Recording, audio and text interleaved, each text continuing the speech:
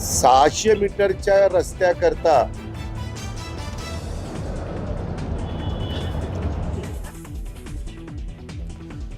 तुम्हाला रस्ता करायचाच होता तर मग खासदार निधीतून पैसे का नाही दिले? सुप्रिया सुळेंच्या आंदोलनावरून दादांचा खोचक सवाल. अधिकाऱ्यांच्या आश्वासनानंतर खासदार सुप्रिया सुळेंचं उपोषण मागे. रस्त्याच्या कामासाठी पुणे जिल्हाधिकारी कार्यालयासमोर 7 तास उपोषण. छत्रपती शिवरायांच्या अवमान प्रकरणी अटकेत असलेल्या प्रशांत कोरटकरला सशर्त जामीन मंजूर. कोल्हापूर सत्र न्यायालयाचा निकाल. कोरटकरची आजची रात्र तुरुंगातच. करुणा आणि धनंजय मुंडेंचे संबंध लग्नासारखेच. वैवाहिक अधिकार फेटाळणे हा मानसिक हिंसाचार. करुणा यांना नेत्यासारखी जीवनशैली मिळावी. माझगाव कोर्टाचं महत्त्वाचं निरीक्षण.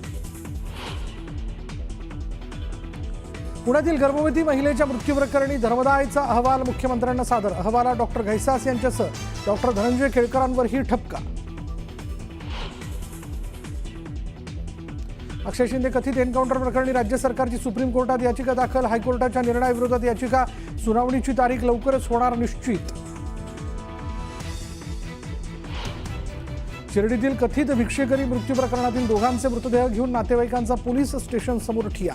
प्रशासनाविरोधात रोष व्यक्त करत न्याय देण्याची मागणी. लातूरमध्ये DRI कडून ड्रग्जची फॅक्टरी उद्ध्वस्त. एका कॉन्स्टेबलसह 7 आरोपींना अटक. कारखान्यातून 17 कोटींचे ड्रग्ज जप्त. सोलापूरमध्ये कैद्यांकडून रस्त्याचं खोदकाम. कारागृहात कमी दाबानं पाणी येत असल्यानं कैदी रस्त्यावर. कारागृह प्रशासनाचा अजब कारभार. गुजरातमधील काँग्रेस अधिवेशनातून राहुल गांधींनी पुन्हा उचलला जातीय जनगणनेचा मुद्दा. तर वक्फ सुधारणा कायदा संविधानावर हल्ला. राहुल गांधींचा घणाघात. आणि मुंब्रा रेल्वे स्टेशनच्या रेल्वे ट्रॅकला लागूनच आग. रेल्वे रुळाजवळील सुकलेल्या झाडांमुळे आग वाढण्याची शक्यता. सध्या तरी रेल्वे वाहतुकीवर परिणाम नाही.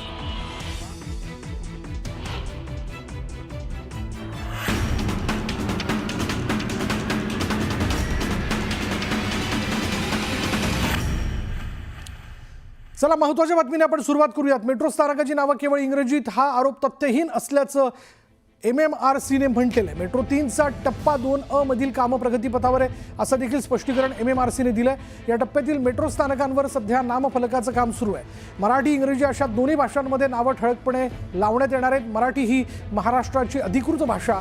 सन्मान राखणं ही आपली जबाबदारी आहे. मराठीचा वापर जाणून बुजून टाळला जातोय हा आरोप निराधार असल्याचं MMRCनं म्हटलंय. आणि याच विषयाला घेऊन मनसेनं कालच याबद्दल इशारा देऊ केलेला होता की इतर मोठमोठ्या बँकांची नावं मात्र इंग्रजीत ठळकपणे लावली जात आहेत आणि मेट्रो स्टेशनची नावं मात्र ही इंग्रजीत दिली जात आहेत असं देखील त्यांनी म्हटलेलं होतं.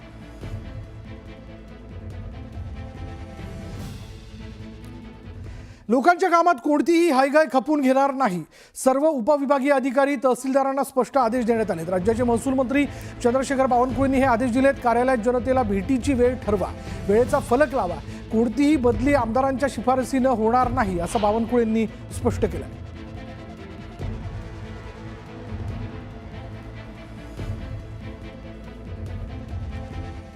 आता एक नजर आज सुपरफास्ट 100 वर सुरुवात करूया. राष्ट्रवादी शरद पवार पक्षाच्या खासदार सुप्रिया सुळेंनी अखेर आपलं उपोषण मागे घेतलं. भोर तालुक्यातील बनेश्वर देवस्थानाकडे जाणाऱ्या रस्त्याच्या दुरावस्थेविरोधात सुळेंनी आंदोलन केलं होतं. 7 तासांनंतर सुळेंनी उपोषण मागे घेतलं. रस्त्याच्या कामावरून अजित पवारांनी सुप्रिया सुळेंना टोला लगावलाय. खासदारांना 5 कोटींचा निधी मिळतो. काम करायचं म्हटलं तर 1 मिनिटात करता आलं असतं असा टोला अजितदादांनी लगावला.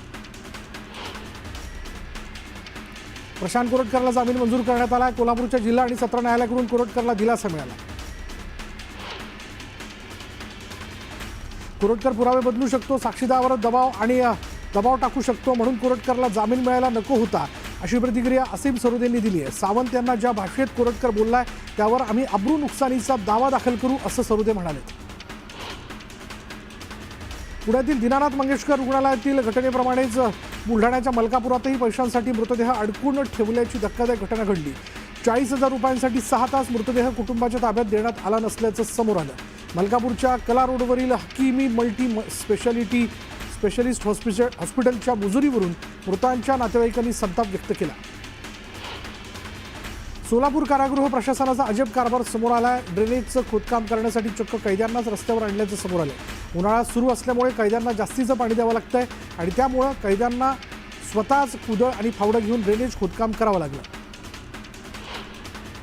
तुळजापुरातील ड्रग्ज प्रकरणाला वेगळं वळण देण्यासाठीच पुजाऱ्याचं नाव घेतलं जातं असा आरोप पुजाऱ्यांनी केला. पुजाऱ्यांना विनाकारण गोवलं जात असून पुजाऱ्यांची बदनामी सहन केली जाणार नाही असा इशारा पुजाऱ्यांनी दिला.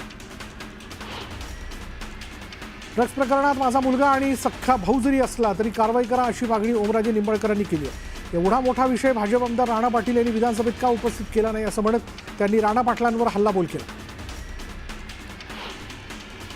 राजस्थानमध्ये एका दलित युवकाने हिंदू धर्माच्या मंदिरात प्रवेश केल्यानं तिथे भाजपच्या एका नेत्याने त्या मंदिरात गंगाजलने अभिषेक केला आणि यावर केंद्रीय राज्यमंत्री रामदास आठवलेंनी अजब विधान केलं. बौद्ध धर्मीयांनी हिंदू धर्माच्या मंदिरात जाऊ नये असं विधान आठवलेंनी केलं आणि या विधानामुळे वाद पेटण्याची शक्यता आहे. लातूरच्या चाकूर ते धरणी मार्गावर भीषण अपघात झाला.